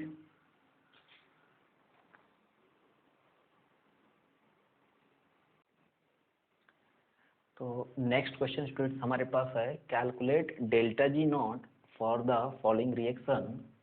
रिएक्शन क्या है, देखिए CO gas carbon monoxide gas 1/2 O2 gas से रिएक्शन करके CO2 गैस बनाता है, जिस रिएक्शन के लिए delta H not equals to है -282.84 किलो जूल, और इस रिएक्शन में जो स्पेसीज है CO O2 एंड CO2, इनके लिए एंट्रोपी जो है वो दे के रखा हुआ है हमारे पास क्वेश्चन में, ठीक है। तो इसके लिए हमको क्या बताना है, डेल्टा एन जी नॉट, ठीक। तो हमारे पास क्या होता है, डेल्टा जी नॉट बताना है। तो डेल्टा जी का फॉर्मूला क्या होता है, delta G equals to delta H minus T delta S, और डेल्टा जी क्या है, change in Gibbs free energy है, ठीक है। Change in Gibbs free energy है। अब देखिए सब जगह पे नॉट लगा हुआ है, नॉट लगा हुआ है, इसका मतलब सब जगह पे क्या लगा देते हैं हम लोग, नॉट लगा देते हैं। जब नॉट लगाते हैं तो टेम्परेचर कितना हो जाता है, 25 डिग्री सेल्सियस या 298 केल्विन। ये क्लियर हो गया। मतलब इस पूरे फॉर्मूले में हमको टेम्परेचर चाहिए था, टेम्परेचर मिल गया, वो दिया नहीं है क्वेश्चन में, लेकिन नॉट लगा है, इससे इंडिकेशन मिल गया हमको। और दूसरा चाहिए डेल्टा एस नॉट। तो डेल्टा एस नॉट क्या होता है, देखिए डेल्टा एस नॉट होगा, इस रिएक्शन के लिए यदि निकालना है तो S not product minus S not reactant, और यदि प्रोडक्ट एक से ज़्यादा स्पीसीज है तो समीशन करते हैं, और रिएक्टेंट भी एक से ज़्यादा स्पीसीज है तो समीशन करते हैं, क्योंकि ये एक स्टेट फंक्शन है। तो स्टेट फंक्शन में जो प्रोडक्ट्स है, जो रिएक्टेंट्स है, उनकी इंटरनल एनर्जी एंट्रोपीज का जो चेंज है वो क्या हो जाएगा, उस रिएक्शन के लिए एंट्रोपी चेंज। स्टैंडर्ड कंडीशन में है सारी चीज़ें तो स्टैंडर्ड कंडीशन के लिए होगा, ठीक है। तो ये कितना आ रहा है, डेल्टा एस नॉट, ये आएगा, देखिए प्रोडक्ट के लिए क्या है हमारे पास, S not of CO2 minus ये क्या हो जाएगा, रिएक्टेंट के लिए S not of CO plus 1/2 S not of O2, ठीक है। स्टोइकोमेट्री कोएफिशिएंट का भी यूज करना पड़ता है इसमें, ठीक है। तो इससे क्या मिल जाएगा, देखिए delta S not equals to, ये दिया हुआ है हमारे पास कितना, 213.8 माइनस ये कितना दिया हुआ है, 197.9 प्लस 1/2 ये दिया हुआ है 205.0, ठीक है। सॉल्व करेंगे इसको सॉल्व करेंगे तो delta S not is equal हो जाएगा 86.6, और यूनिट आ रहा है जूल केल्विन इनवर्स में, ठीक है। डेल्टा एस आ गया, तो जूल केल्विन इनवर्स में है। यदि हम इसको, कि एक यूनिट किस में आ रहा है, ये किलो जूल में, तो इसको यदि हमको जूल केल्विन इनवर्स को किलो जूल में कन्वर्ट करना है तो क्या करना पड़ेगा, 86.6 into 10⁻³ kilo joule kelvin inverse में बन गया ये, ठीक, कोई दिक्कत नहीं है इसमें। अब हमारे पास क्या है formula, delta H G not equals to delta H not minus T delta S not. ये डेटा कितना दिया हुआ है, -282.84, टेम्परेचर है कितना, -298 केल्विन, और डेल्टा एस का वैल्यू कितना आया, इंटू 86.6 10⁻³ ये बन जाएगा kilo joule kelvin inverse. Temperature kelvin से हट जाएगा तो there is kelvin and there is kilo joule kelvin inverse, kelvin से केल्विन कैंसिल हो गया, ये भी था किलो जूल में, तो आंसर किस में आएगा, किलो जूल में। तो आंसर आ रहा होगा आपका 257 kilo joule delta G not का वैल्यू, ठीक है। ये आ गया समझ में। तो ये कभी हमारे पास इस टाइप का क्वेश्चन रहेगा जिसके लिए डेल्टा जी नॉट कैलकुलेट करना पड़ेगा। कुछ क्वेश्चन में क्या होगा, जैसे मान लीजिए इस रिएक्शन के लिए डेल्टा एच नॉट नहीं दिया है, तब कैसे करेंगे, तब हमारे पास क्या दिया रहेगा, इनके एब्सोल्युटली एच नॉट का वैल्यू दिया रहेगा, या फिर कुछ इक्वेशन ऐसे दिए रहेंगे जिससे कि हैज़ लॉ का यूज करते हुए हम इस रिएक्शन के लिए डेल्टा एच नॉट कैलकुलेट कर लेंगे, और ये सारा कैलकुलेशन आगे जैसे का वैसा ही करना है उसमें, ठीक है।